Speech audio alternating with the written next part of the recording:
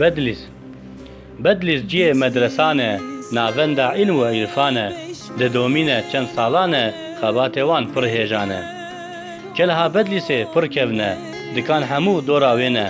مزگفت و تر لسوکینه افتر بین قنج خودینه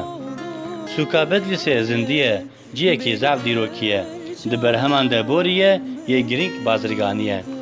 میره بدلیسه شرفخان سیاست مدار دیروکزان کرد الدوراوی جویان شرفنامه دیروکا کردان دوی حربا جیهانه ده ششمه himaye uruz de tiştek neşt dibajêr de pênc minare mad navande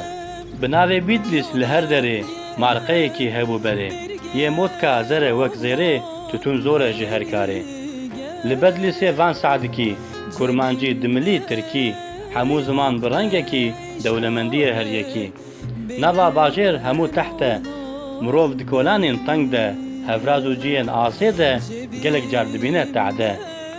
Bedlîsê berf zaf dibare zivistanê gelek sare darik komir dost û yar e havî navî wek bihar e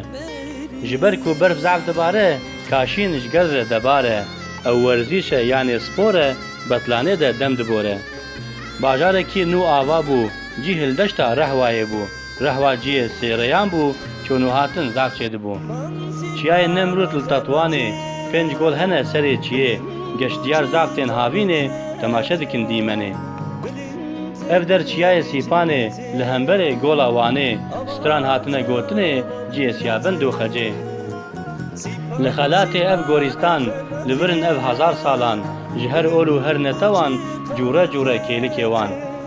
xwarina Bedlîsê xweş e çortî gebol keledoş e buryanê jî zav difroşe li berê nanê levaş e şiyar dibin her sibahan şorba goşt û rûnê buryan avşor dixwin bi kelecan têr dike yawan mirovan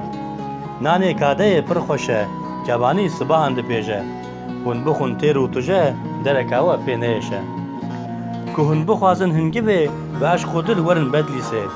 ev navçeya Elcewazê hate naskirin bi gozê mamoste hate Bedlîsê dîrok hêjayê nivîsê da destê xwe vê pênûsê rijan li ser vê lênûsê